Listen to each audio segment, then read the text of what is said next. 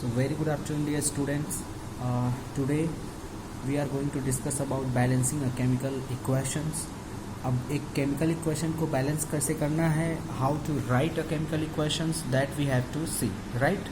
तो यहाँ पर दिया गया है step in balancing a chemical reaction. सबसे पहला स्टेप इसमें क्या है, step 1, write the chemical equation form given in word equation. पहले तो जो ये वर्ड इक्वेशन में केमिकल इक्वेशन दिया गया है उसको हम क्या करेंगे, हम लिखेंगे यहाँ पे वर्ड केमिकल इक्वेशन में. ये वर्ड इक्वेशन में है, हमने इसको लिख लिया केमिकल इक्वेशन, जो कि क्या है NaOH plus H2SO4 arrow Na2SO4 plus H2O. दूसरा स्टेप आप देखते हैं ये बैलेंस है कि नहीं. तो बैलेंस कैसे है, देखो दूसरे स्टेप में आपको क्या करना है, आपको चेक करना है कि weather the equations is balanced और नॉट, और कंपेयर करना है कि कौन सा आइटम कितना कम है कितना ज़्यादा है. Is that clear. तो यहाँ पे क्या है NaOH और यहाँ पे क्या है H2SO4 और यहाँ पे क्या है Na2SO4 प्लस H2O राइट. तो यहाँ पे Na सोडियम कितना है, सिर्फ एक ही है, और यहाँ पे सोडियम कितने हैं, 2 हैं. तो ये इक्वेशन जो है वो बैलेंस नहीं है राइट. पहला ही हमें फॉल्ट मिल गया कि Na यहाँ पे 1 है और यहाँ पे Na कितने हैं, 2 मॉलिक्यूल्स राइट, और 2 एटम्स राइट. तो यहाँ पे ये इक्वेशंस बैलेंस नहीं है. तो पहले हम चेक करेंगे, चेक करने के बाद जब हमें पता चलेगा कि number of atom are not balance, फिर हम बनाएंगे इनका टेबल राइट. हम इनके यहाँ पे बनाएंगे यहाँ पे टेबल. तो पहले हम लिखेंगे एलिमेंट्स के नाम, कितने एलिमेंट्स इस रिएक्शन में पार्टिसिपेटेड हैं. तो एलिमेंट यहाँ पे सोडियम है, ऑक्सीजन है, हाइड्रोजन है और सल्फर. इन सब को मिला के सिर्फ 4 एलिमेंट यहाँ पे क्या कर रहे हैं, पार्टिसिपेट कर रहे हैं, sodium, oxygen, hydrogen and sulphur. Is that clear. अब देखते हैं, कंपेयर करते हैं कि एरो के पहले मतलब रिएक्टेंट में कितने मॉलिक्यूल्स या कितने एटम हैं, और एरो के बाद जो प्रोडक्ट है उसमें कितने एटम्स हैं राइट. तो हम देखते हैं एरो के पहले. तो एरो के पहले सोडियम कितना है, 1, और एरो के बाद कितने हैं, 2. तो एरो के पहले हमने इनको लिख लिया 1 और एरो के बाद क्या लिख लिया, इनको 2. दूसरा ऑक्सीजन, एरो के पहले ऑक्सीजन कितने, यहाँ पे 4 ऑक्सीजन, यहाँ पे एक और ऑक्सीजन, कितने हैं, 5. तो हमने यहाँ पे लिख लिया 5 ऑक्सीजन. और एरो के बाद कितने ऑक्सीजन है, यहाँ पे 4 और एक यहाँ पे, तो 5. ये ऑक्सीजन यहाँ पे बैलेंस्ड है. हाइड्रोजन को देखते हैं, एरो के पहले हाइड्रोजन कितने हैं, एक यहाँ पे है, 2 यहाँ पे, 2 और एक कितने हो गए, 3. और यहाँ पे कितने हैं, 2. तो देखो रिएक्टेंट में जो हाइड्रोजन है वो 3 है और प्रोडक्ट में कितने हैं, 2. सल्फर देखते हैं, सल्फर यहाँ पे एरो के पहले एक है, एरो के बाद एक है राइट. एरो के पहले भी एक है और एरो के बाद भी एक है. अब बैलेंस करने का जो तीसरा स्टेप है, 2 स्टेप हो गए. पहले आपको रिएक्शन को लिखना है राइट लाइक दिस, और दूसरा स्टेप आपको चेक करना है, चेक करने के बाद ये टेबल बनाना है. Is that clear. ये यहाँ तक हो गया. अब तीसरे स्टेप में आपको ये जरूरी है कि कौन से कंपाउंड को हम बैलेंस पहले करेंगे. तो हम उसी कंपाउंड को पहले बैलेंस करेंगे जिस कंपाउंड के पास ज़्यादा नंबर ऑफ एटम्स हो राइट. जैसे Na2SO4, Na2 2 सोडियम हो गए, सल्फर 1 हो गया, 4 ये, तो 2 और 1 3 और 4 3 कितने हो गए, 7. There is 7 number of atom right. तो हम पहले इसी कंपाउंड को करेंगे, और इसमें क्या है, मेन सोडियम जो बैलेंस नहीं है. तो इसी कंपाउंड को उठाएंगे और बैलेंस किसको करेंगे, सोडियम को राइट. तो यहाँ पे हम सोडियम को यहाँ पे बैलेंस करने के लिए क्या करना पड़ेगा, हमें ये टेबल बनाने पड़ेंगे जहाँ पे लिखा रहेगा number of sodium atom in reactant और इन प्रोडक्ट. पहले हम देखेंगे रिएक्टेंट में कितना है और प्रोडक्ट में कितना है. तो रिएक्टेंट में इनिशियली रिएक्टेंट में सोडियम कितने हैं, एरो के पहले सोडियम 1 ही है, तो हमने यहाँ पे 1 लिखा है राइट. और एरो के बाद कितने हैं, 2, तो हमने यहाँ पे क्या लिख दिया है, 2.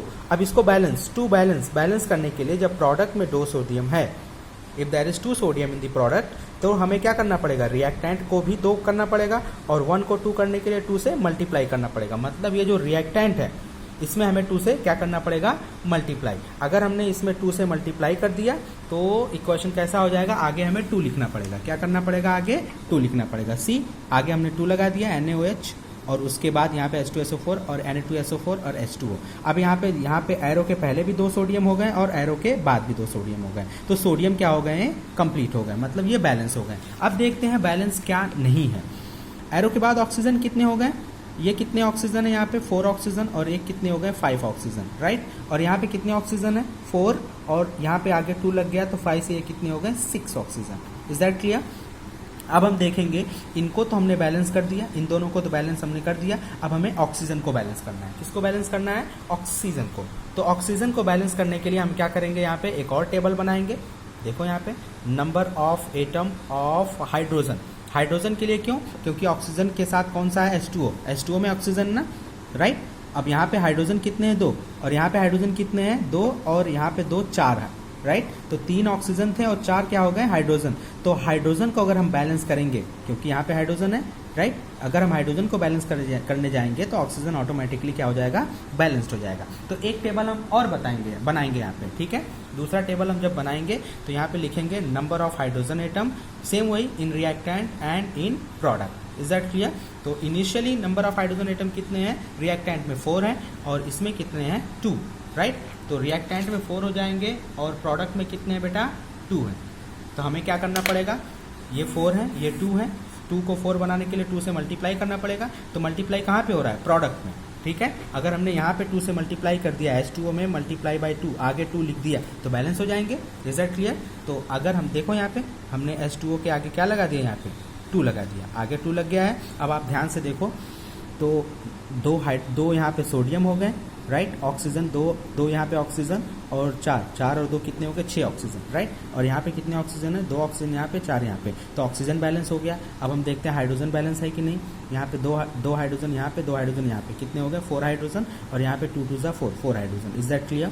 सल्फर यहाँ पे 1 है, यहाँ पे भी सल्फर 1 है। ऑक्सीजन देखते हैं तो 2 ऑक्सीजन यहाँ पे 4, यहाँ पे 6 ऑक्सीजन हो गए, और यहाँ पे कितने हो गए 2 ऑक्सीजन यहाँ पे 4 6 ऑक्सीजन, राइट। तो now this reaction is going to balance, right.